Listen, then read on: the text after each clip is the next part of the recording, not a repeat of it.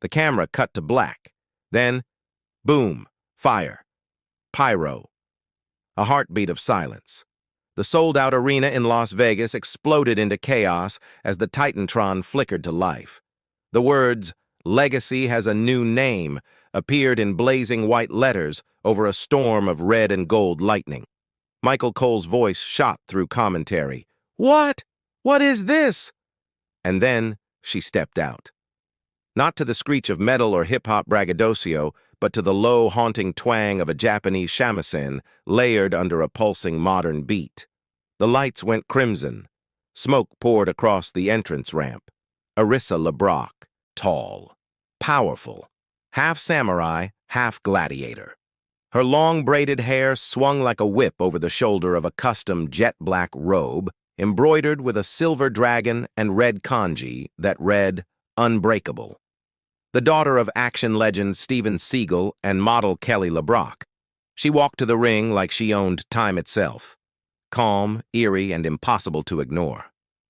Inside the ring, Rhea Ripley, the nightmare of WWE, smirked with disbelief.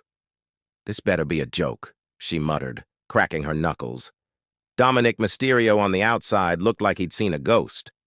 But the audience, they went insane. Signs shot up from the crowd. "Le Brock lives! Aikido meets nightmare! Team Arissa!" Cole was losing his voice. "Folks, if you're just tuning in, yes, that's Arissa Le Brock, daughter of Steven Seagal, trained in Aikido, Jiu-Jitsu, and Muay Thai, and she's here on WWE right now." The bell rang, and just like that, the storm began. Rhea charged. That's what she always did. Come fast, hit harder, and dominate early. She swung a clothesline, but Arissa ducked with serene precision, gliding underneath the strike like smoke slipping under a door. Her counter was fluid, a judo-style hip toss that sent Rhea skidding across the ring like a rag doll. "Whoa!" screamed Wade Barrett. "She just flipped Rhea Ripley like she was nothing!" Rhea rolled up, shook her head in disbelief, and lunged again. This time catching Arissa in a clinch, driving knees to the midsection. But Arissa didn't flinch. Her eyes were still, her core locked, and then, bam! She dropped Rhea with a spinning elbow straight to the jaw. The crowd couldn't believe it, neither could Rhea. Dominic shouted from ringside, "Get up, baby! She's just lucky!" But this wasn't luck. It was legacy. It was training. It was destiny. Backstage, Steven Seagal watched from the monitor with arms crossed. The shadows of the locker room couldn't hide the flicker of pride in his eyes. Beside him, Triple H folded his arms, expression unreadable. "You sure she's ready for this?" Hunter asked. Steven didn't blink. She was born ready. In the ring, Rhea was finally getting traction. A cheap shot, a rake to the eyes behind the ref's back. A hard snap suplex. Arissa crashed down, and the crowd hushed. Rhea stood over her, smirking. "You ain't your daddy, sweetheart," she growled. "You're in my world now." But when Arissa rose again, slowly, face bloodied from a busted lip, the crowd rose with her. She didn't say a word. She didn't need to. She smiled. Rhea's smile vanished the moment she saw Arissa's grin. It wasn't cocky. It was calm. Focused, like she'd invited the pain. And now that it had come, she welcomed it. Rhea charged again with a fury only she could summon. Clothesline, missed, boot, caught. Arissa spun Rhea's leg outward, and in one swift movement, transitioned into a standing knee-bar takedown that dropped Rhea to the mat like thunder. Michael Cole. "Submission! She's got her in a leg lock! This is unbelievable!" Rhea screamed and clawed toward the ropes. Her fingers scraped the canvas. Dominic pounded the mat, yelling for her to hang on. Just inches from tapping, Rhea managed to roll and kick her way out, using brute force and a bit of desperation. She stumbled to her feet. Arissa was already up, like a ghost. No wasted motion, no trash talk, just precision. Then it happened. Rhea swung wildly, hoping to catch Arissa in a headlock or maybe a lucky knee, But Arissa grabbed her wrist, turned with it, and fluidly transitioned into a shoulder throw straight out of the Aikido textbooks. The arena went nuts.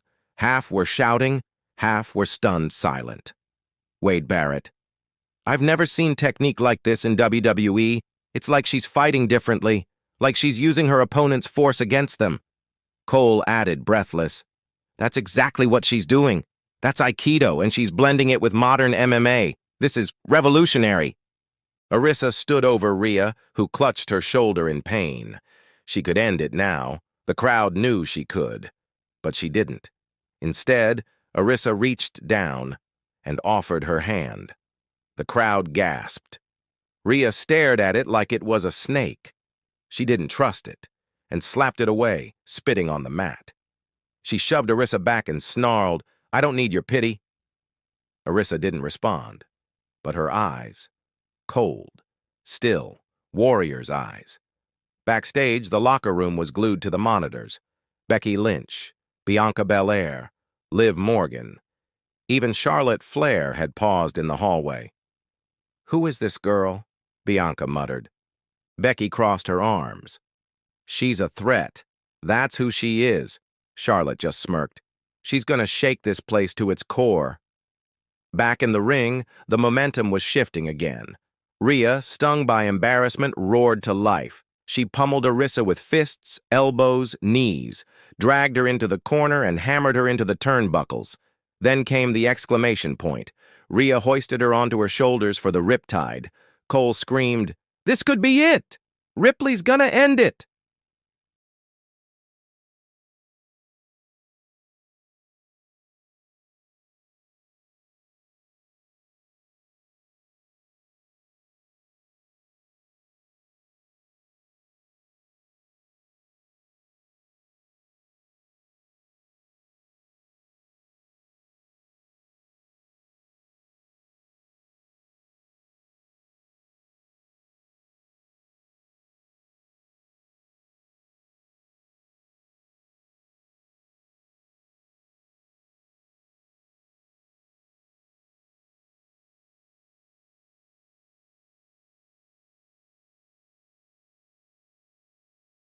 She looked into the crowd, then up to the sky, closed her eyes and whispered, "For my name, and for his."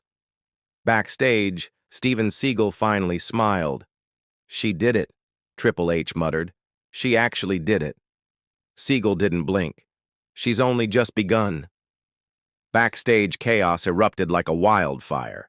Producers scrambled. Cameras followed Arissa as she walked through the curtain, sweat glistening, her black robe now draped over her shoulder. Superstars stood frozen as she passed, some with awe, some with suspicion, others with a flicker of fear. Bayley muttered under her breath, "She just made Rhea tap. That doesn't happen." As Arissa passed by the locker room doors, Liv Morgan gave her a slow clap. "Welcome to the jungle," she whispered. But Arissa didn't stop to soak in the adoration. She moved like a shadow toward gorilla position, where her father waited. Steven Seagal stood silent. When Arissa approached, he didn't smile, didn't cheer, just placed a hand on her shoulder. "You did well," he said. His voice was soft. "But one fight doesn't make a warrior. The war starts now." Arissa looked up at him, nodding. "I know." Behind them, Triple H appeared, flanked by two producers. "That was historic," he said, extending a hand. "You've got every eye in the building on you now, and not just the women's division." "I didn't come here to be in a division," Arissa replied. "I came to change the game." Hunter raised his eyebrows. "All right then, let's see if you can walk the walk." Every night. Later, that night, press conference room. The media buzzed.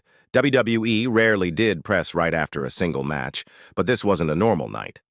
Arissa Le Brock had arrived. She stepped up to the mic, flanked by a velvet WWE backdrop. Cameras flashed. 100 questions flew at once. "Arissa, what do you say to people who say you only got here because of your father? Did Rhea Ripley underestimate you, or did you outclass her? Are you aiming for the women's title already? She raised a hand, then spoke calmly. I'm not here to talk trash. I'm not here to chase clout. I came here to fight, and I don't care who stands across from me. She paused. I respect Rhea, but I came to make people remember my name, not my father's. One reporter shouted, What would your father say to the critics? Without missing a beat, Arissa replied, He'd say critics don't matter. Only results do. Meanwhile, Judgment Day, locker room, chaos. Rhea Ripley paced back and forth, fuming, a bag of ice on her shoulder. Dominic leaned against a wall, arms crossed, silent for once. I had her, Rhea snapped. I had her in the riptide. Dom said nothing. I don't care who she is, Rhea hissed. She's not taking my spot.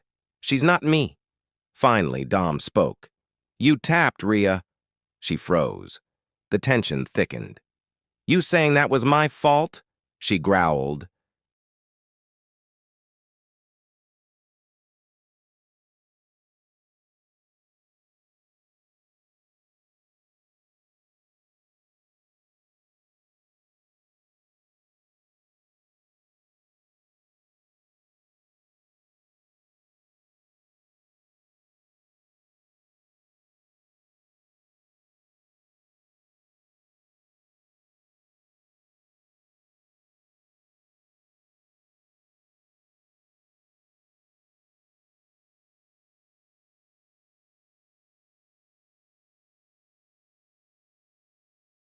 In the ring, Rhea raised a mic. You got your little win, new girl. Cute. But you embarrassed me, you humiliated me, and now I'm gonna return the favor 3 times over. Cue Arissa's music, and the crowd erupted. She appeared again. Same robe, same dragon, same steel focus, but this time with a mic in hand. I don't run from fights, she said, but if you're gonna send 3, then I hope you're ready for the storm that follows. Suddenly, boom, another theme hit. Becky Lynch's. She marched out and stood beside Arissa. Then came Bianca Belair. Then Shotzi. Michael Cole exploded. Are we seeing a war forming in front of our eyes? The crowd could barely hear themselves think. 6 women, 2 sides. A war line drawn across the Monday Night Raw stage. Becky Lynch took the mic, glaring at Rhea. You think you're the queen of this yard, huh? She said, her Irish lilt dripping with venom. Well, guess what, Rhea? You just poked a damn bear, and that bear's got backup. She turned to Arissa. I don't know you, but I respect what you did. Bianca Belair stepped up next, ponytail swinging, eyes fierce. Arissa, you earned that win. But this right here? This is about something bigger than one match. This is about taking power back. And if Judgment Day thinks they can walk all over this division, then they better check the mirror, 'cause we ain't scared of shadows. Shotzi grinned, slightly unhinged as always. I just want to drive a tank over someone. The crowd howled. On the opposite side, Rhea didn't flinch. She smiled. But it wasn't a warm smile. It was the calm before the kill kind. You girls want to fight? Fine. But this isn't your revolution. It's your funeral. Raquel Rodriguez cracked her knuckles. Shayna Baszler folded her arms, her cold eyes locked on Arissa. Then, boom, the match was announced. WWE Summerslam, 6-woman tag, Team Le Brock versus Team Ripley. The crowd erupted again. In the following weeks, WWE documented everything. Arissa training with Bianca and Becky. Her blending Aikido with Bianca's explosiveness and Becky's brawling. Her sessions with Shotzi, sparring with unpredictable aggression. The camera captured quiet moments too, like Arissa alone in the performance center late at night, practicing counters, breathing drills, and visualizing moves with a quiet focus.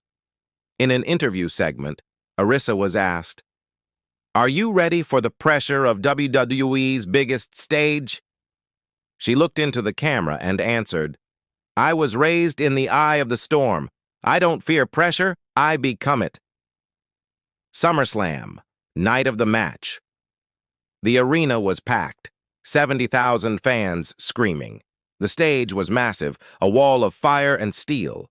Team Ripley came out first, dressed in dark leather, skull masks, and attitude. Shayna flexed her taped fists. Raquel roared to the crowd. Rhea stood front and center like a general marching to war. Then, "Legacy has a new name." Arissa's music hit, and out she came, this time in a crimson and gold variation of her robe.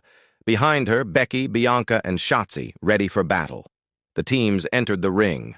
Ref called for the bell. Ding, ding, ding! First phase, chaos.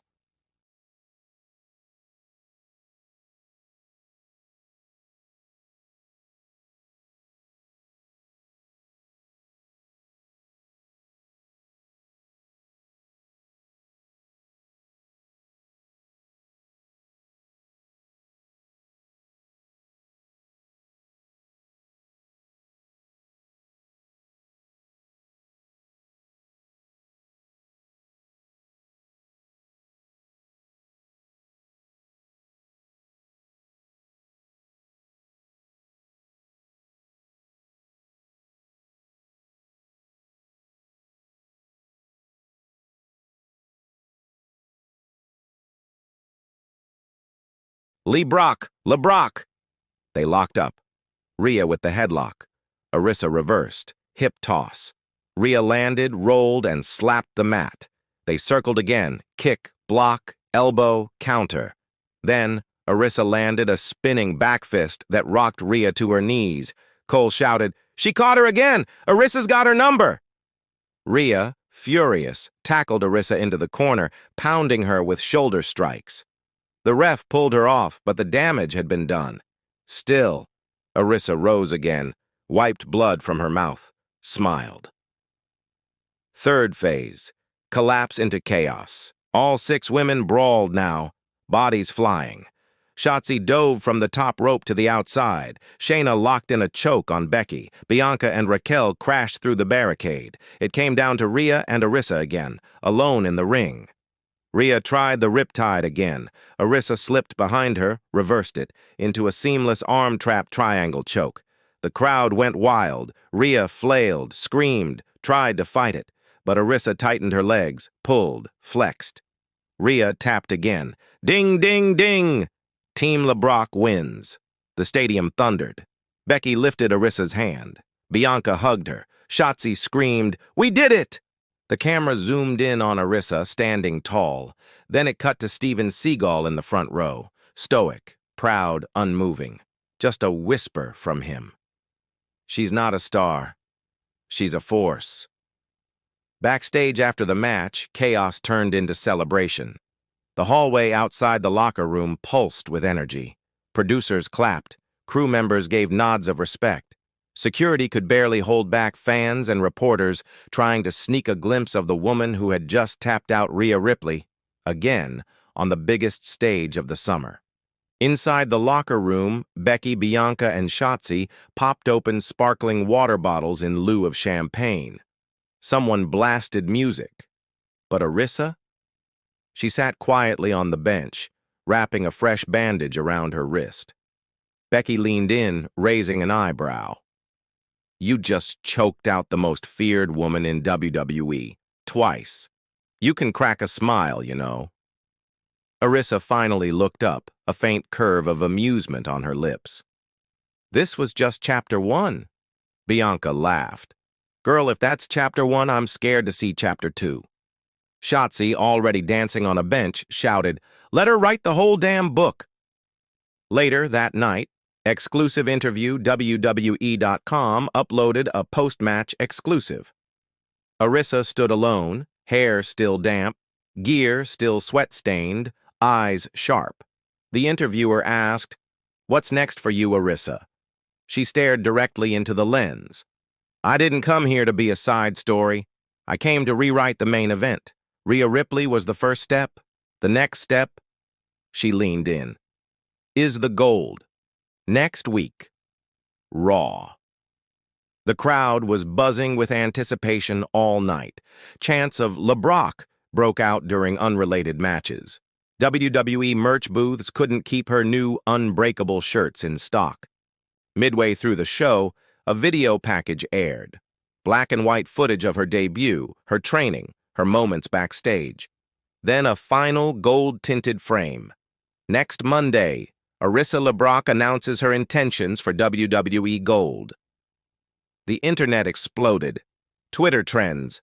Le Brock Legacy, Gold Chokehold, WWE Revolution, backstage, Judgment Day locker room. The camera panned slowly into the dark corner of the room. Rhea sat silently, fists clenched. Shayna stood over her, ice on her shoulder. Raquel glared at the wall. No one spoke. Until finally, Rhea muttered through gritted teeth. "She wants gold?" She stood up. "She'll bleed for it." The following Monday, Raw. The lights dimmed. Her music hit, and Arissa walked out with something in her hand. A contract. She stepped into the ring, eyes blazing, mic in hand.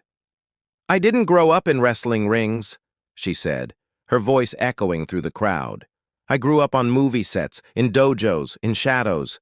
I didn't chase the spotlight. I chased discipline, pain, perfection." She lifted the contract. "And now I chase the title." The crowd roared. "This contract," she continued, "is my challenge to the winner of next month's Women's Championship match. I don't care who it is, Bayley, Io, Nia, whoever. You step into that ring with me, you're not just fighting a debutante. You're fighting every hour I trained for this moment. You're fighting legacy." Before she could finish, Bayley's music hit. The crowd booed as Bayley swaggered out, carrying a mic and rolling her eyes. "Oh, great," she said. "Another shiny new toy who thinks she's earned a seat at the table. Sweetheart, your daddy might have snapped bones in movies, but this is the real thing. You don't belong here yet." Arissa didn't blink. "Then prove it," Bayley laughed. "You want me? You got me. Next week, main event. If you beat me, you get your title match." Backstage, later that night. In a quiet hallway, Steven Seagal spoke to his daughter for the first time on camera. "You ready for this one?" he asked. She nodded. "I don't fight for attention. I fight for control." He paused, then handed her a small cloth-wrapped package. She opened it. Inside, a family heirloom, a hand-carved tanto blade, polished and ceremonial. "Then go control your destiny," he said. Main event. Raw, next week. Arissa Le Brock versus Bayley. The crowd was on fire.